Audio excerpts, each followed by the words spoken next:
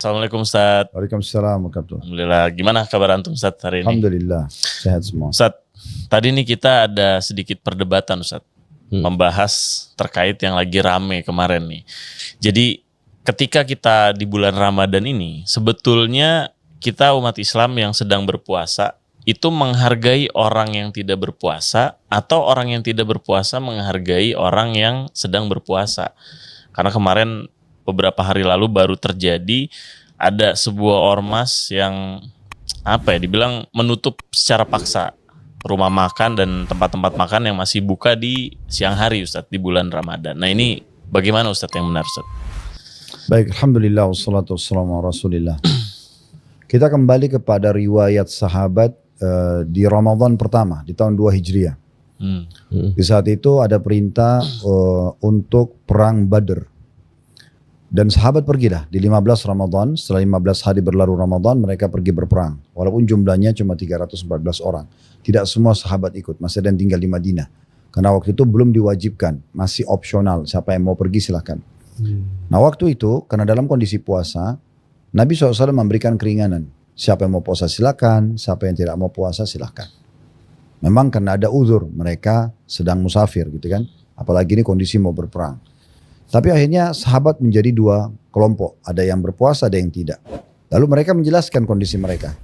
Sungguh orang yang berpuasa di antara kami tidak menyalahkan orang yang berbuka puasa. Dan orang yang berbuka puasa tidak menyalahkan orang yang puasa. Artinya mereka saling menghormati di situ. Karena ada uzurnya orang tidak berpuasa ini. Nah mungkin kalau riwayat ini kita tarik dalam kondisi seperti kita sekarang. Apalagi negara Indonesia ini bukan seluruhnya muslim. Artinya masih ada orang non muslim. Berarti masih ada celah di mana mereka butuh makanan. Dan kita harus menghormati masalah itu. Ada juga udzur-udzur syar'i dalam Islam bagi kaum muslimin yang perempuan sedang haid, nifas, orang yang sakit. Ada musafir mungkin datang ke kota itu, misal. Mereka butuh makanan. Maka Allah alam menurut pendapat kami tidak ada larangan untuk membuka restoran di siang hari Ramadan. Ya, itu kalau misalnya pun ada sampai ada pelanggar, misalnya orang ini pelanggar, dia memang tidak mau puasa, muslim, itu urusan dia sama Allah Subhanahu Wa Taala. Kita tidak bisa paksakan. Mungkin ada beberapa kasuistik tapi ya, misalnya memang ada satu restoran, dia tahu nih, dia buka di tengah-tengah komunitas muslim, di situ semuanya orang puasa. Lalu dia sengaja menunjukkan penawaran atau promosi yang menggiurkan. Seperti contohnya sengaja taruh minuman dingin di pinggir jalan dan menuang-nuangkannya untuk mencari dan memanggil orang. Ayo, orang gitu lah. Itu mungkin ya. Itu mungkin bagi mereka harusnya menghormati orang-orang yang puasa. Tapi di saat mereka dalam restoran mereka yang masuk jelas orang yang butuh saja. Kenapa orang yang di luar harus merasa terganggu? Kan harusnya tidak perlu terganggu. Karena dia juga tidak melihat prosesi pembuatannya, dia juga tidak melihat proses orang yang makan gitu kan. Dia orang cuma lalang lewat, silakan hajatnya masing-masing. Kecuali memang juga orang yang muslim ini iseng gitu ya. Tanda kutip sini isengnya, dia memang sengaja datang ke restoran, dia mau lihat orang ini makanannya apa sehingga dia ngiler, nah, itu lain lagi gitu. Itu kurang kerjaan banget. Loh ya maksudnya ya. Itu kan kalau ada seperti itu semua mungkin ya, mungkin bisa menyebabkan clash, tapi harusnya semua ini bisa ditoleransi. Untuk orang yang dapat uzur, kita bisa menghormati itu, Sat. Tapi ketika ada pelanggar-pelanggar yang memang mereka melanggar, cara amar ma'ruf nahi mungkar gimana yang baik Sat, gimana tuh? Seperti apa pelanggarannya dulu? Kita harus tahu. Memang dia muslim, dia laki-laki, sehat segala macam, masuk ke warteg dia makan. Kita tahu nih, kita lihat. Cara nasihatin yang baik atau gimana? Antum kenal nggak orangnya? Anggaplah anak nasat. Harus dikenal. Karena kalau tidak kenal, antum tahu dari mana dia muslim atau bukan? Oke. Antum tahu dari mana dia ini ada udzur atau tidak? Mungkin dia sakit. Teman tongkrongan lah. Mungkin dia musafir. Nah oke. Kalau teman antum beda. Kalau teman kita wajar. Karena kita tahu orang ini sedang tidak berpuasa. Itu pun harus antum tanya dulu. Antum tidak puasa hari ini. Oke. Kira-kira kenapa? Oh ya, Anda lagi sakit. Oh iya. Ini kemarin ke dokter bilang hari ini harus minum obat. Di rumah kebetulan tidak ada makanan, jadi saya cari warteg misal. Kan bisa saja begitu, masih banyak.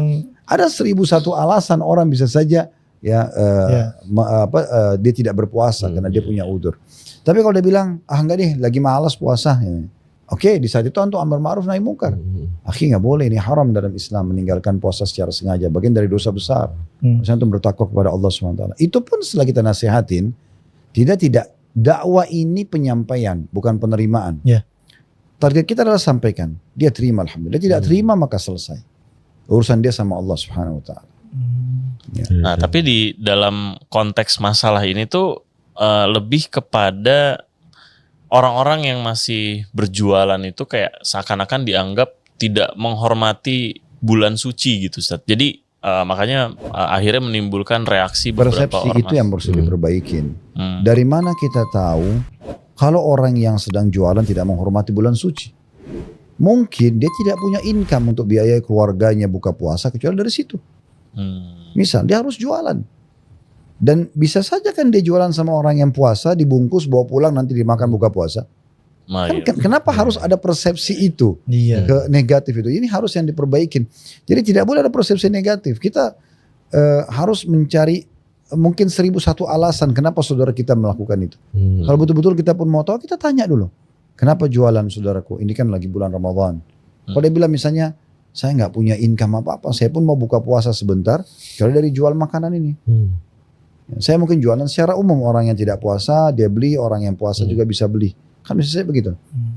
Kalau tadi ya, kalau memang, tapi ini mungkin persentasenya kecil sekali. Kalau ada betul-betul iseng, dia memang sengaja jualan untuk mengganggu orang yang puasa, nah itu mungkin. Tapi itu saya rasa kecil sekali gitu ya. Nah, jadi ini tidak perlu masuk ke satu ranah sensitif seperti ini sehingga membuat orang pun memandang Islam itu kok kaku banget gitu. Iya. Ya. Tapi kalau misalkan Sekarang kalau kita mau pertemukan antara puasa dengan sholat, mana yang lebih tinggi dalam rukun Islam? Sholat. Otomatis sholat. Jadi kita lihat orang tidak sholat. Iya. Misal depan masjid, duduk nongkrong nggak sholat. Kenapa nggak diingatkan itu? Iya. Kenapa ini yang Ramadan mau diributkan? Iya benar. Sementara memang itu cuma setahun sekali kan gitu. Apalagi masih bisa ada udur-udurnya. Kalau sholat itu tidak ada udur biasanya. Misalnya dia duduk di nongkrong jelas-jelas sehat. Kita nggak bisa bilang orang ini misalnya dia lagi sakit, dia lagi nongkrong. Iya benar. Musafir juga sholat. Kan bisa gitu.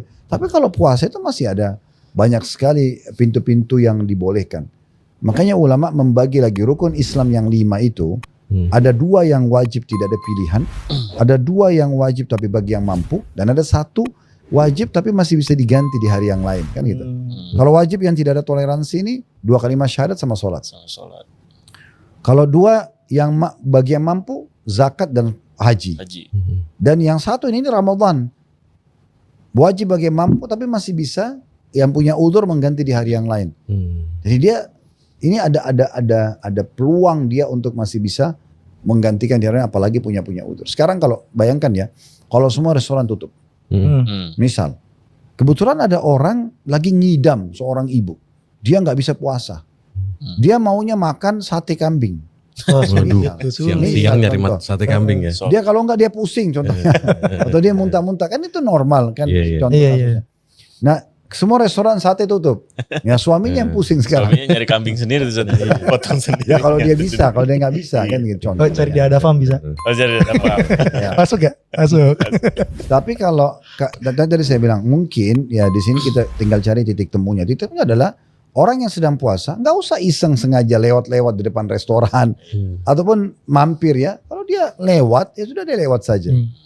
Orang yang punya restoran juga nggak perlu mamer makanannya di pinggir-pinggir jalan yang sampai menggiurkan orang, mengganggu orang yang puasa misalnya. Jadi dalam orang yang membeli silakan masuk ke dalam. Nah itu mungkin ada titik temu di situ.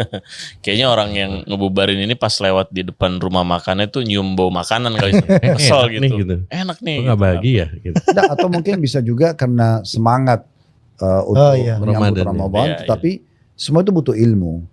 Harus kembali kepada para ulama ditanyakan apakah perbuatan ini boleh kami lakukan atau tidak gitu ya. Karena ini akan membuat gambaran orang non muslim kepada Islam sesuatu yang buruk banget. Orang kalau puasa berarti semuanya pun biar orang yang sakit, orang harus semua ikut puasa juga. Gitu kan? Yang dibahas oleh para ulama adalah anjuran agar orang yang memang tidak puasa itu tidak makan di depan orang yang puasa. Oh ada anjuran. Ya memang ada anjuran para ulama situ. Misalnya di antara kita berempat ini ada yang punya udzur kebetulan sakit, misalnya Ondri sakit, nah, terus dia makan depan kita sengaja nih, itu mungkin. Baik dia cari satu tempat, dia makan di satu tempat yang tidak terlihat oleh orang, itu iya. Tapi kalau restoran, ada tempat duduknya, tertutup dengan pintu, ada kaca, seharusnya tidak mengganggu kan gitu. Saya bahkan sempat masuk beberapa tahun lalu di beberapa mall ya. Mereka tetap buka restoran, tapi saya lihat ada malah ditutup kain gitu. Iya, ada hordingnya biasanya. Iya, itu untuk menghormati, itu sangat bagus. Waktu itu tidak ada sesuatu yang menghalangi itu tetap. Ini kejadian loh. Kejadian saat Ana minggu lalu safar gitu, saat Ana makan nih saat di restoran nih gitu. Makan safar kan, Anda safar, Anda buka makan, itu ibu-ibu datang terus mencibir Anda gitu. Itu udah jenggotan masih siang-siang bukannya puasa malah makan gitu. Nah, Ramadan bang. Ramadan. Anda safar, lagi safar. Oh, lagi safar. Nah, itu sifatnya Anda ngasih tahu aja ke ibu-ibu saya lagi safar atau apa, atau Anda diem aja saat biarin lah dapat pahala gitu. Enggak dong, diingatkan. Harus disampaikan. Ya Bu, saya kebetulan kena musafir, jadi saya memang ngambil keringanan untuk tidak puasa. Jadi gini, saya sering sampaikan di kajian-kajian itu, kita kalau melakukan satu perbuatan, benar atau salah, kalau ditanya jelaskan kenapa. Benar atau salah, ditanya ya, maka kita jelaskan kenapa. Kita lakukan satu perbuatan benar nih, lalu ada orang tanya, misalnya kita mau ke masjid, ada yang tanya, mau kemana? Jangan bilang, kalau saya jawab ke masjid nanti riak nih. Orang udah tanya, mau kemana? Ya udah, saya ke masjid. Gak perlu berkhawatir dengan riaknya, tinggal kontrol niat. Karena kalau kita tidak jawab, pikir kita sombong. Nanti orang pikir, mungkin bukan mau ke masjid, dia cuma gayanya doang atau apalah, kan gitu. Jadi jelasin. Kalau ditanya jawab. Kita juga buat kesalahan nih. Kita pernah lakukan satu kesalahan, lalu ditanya, kenapa kamu lakukan? Jelaskan. Saya lakukan karena ini dan ini, tapi saya akui itu sebuah kesalahan. Sehingga orang juga tahu kenapa kita melakukannya. Gitu kan? Mungkin dari sebab itu ada orang misalnya dia mengambil mencuri barang disebabkan karena anaknya sakit. Dia sudah berusaha cari sana sini nggak dapat. Dia harus curi makanan itu supaya anaknya tidak mati kelaparan. Misal, kan bisa saja karena alasan itu. Contoh, bukan membenarkan ya, tetap diakui kesalahan, tapi penyampaian tentang sebab uzurnya itu penting. Uzurnya penting. Tapi kadang ada gitu ya, terlintas di perasaan tuh kalau kita mau ngasih tahu ke orang tuh kayak takut gitu, gak enak, segen. Nggak kenal soalnya nggak kenal. Tahu apa nih maksudnya seperti Iya apa? misalnya kayak gitu tadi tuh reaksinya Ondri. Kan gitu. sekarang Ondri orang itu sudah mencibir, sudah jenggotan. Itu kan sama saja dengan orang tanya kenapa kamu nggak puasa. Iya, Mungkin tapi metodenya berbeda ya. Saat itu harusnya kan dia bilang tadi, saya biarin aja dapat pahala atau saya jawab nih. Jawab aja. Memang saya lagi musafir Bu, jadi saya gini-gini. Mungkin dengan itu dia jadi tidak lagi bersangka buruk dengan semua orang yang dia temuin. Iya. Ya kan? Mungkin juga dia jadi paham sebuah hukum. Mungkin selama ini dia tidak tahu kalau musafir itu boleh mengambil keringanan. Menjadi siar juga ya. Jadi dapat pahala tuh. Jadi pahala sebenarnya. Ngomong sih saya puasa Bu gitu doang. Si penjual nasi misalkan, kan dia bertanggung jawab nih untuk cari nafkah untuk keluarganya. Pas Ramadan kan dia tetap buka nih untuk tanggung jawab itu. Dia jadi ini nggak jadi punya tanggung jawab ke yang beli nggak? Misalnya kayak Bapak Muslim bukan, Bapak kok nggak puasa sih? Iya, perlu ditanya atau nggak? Apa udah jualan aja gitu? Enggak perlu. Oh gitu? Enggak perlu. Dia cukup jualan aja, cukup perlu beli apa kasih aja saat gitu. Itu mirip dengan kayak kita misalnya di restoran Ajwad. Apakah kita harus selalu nanya konsumen yang datang, pendapatan kamu halal gak? Wah, Iya benar. repot ya. Repot. Repot kan? Pemasukan Seperti nanti. itu tuh kan repot nanti. Iya. Ya, itu urusan dia sama Allah SWT. Kalau kita tidak tahu hukumnya zahir, kita tidak tahu ini yang beli muslim atau bukan, ya sudah kita ambil hukum zahir saja. Mungkin dia orang non muslim. Lebih aman, lebih hati-hati ya. Nggak perlu tahu. Mungkin dia beli untuk buka puasa nanti. Mungkin ibunya sedang sakit di rumah, dia belikan, dia bungkusin. Wah, 1001 alasan. Nggak perlu integrasi berarti ya. Mungkin anaknya sakit, mungkin istrinya ngidam. Mungkin banyak sekali. Mungkin dia mau belikan tetangganya yang kebetulan juga sakit butuh. Gitu. Uzur tuh penting berarti ya buat saudara kita ya.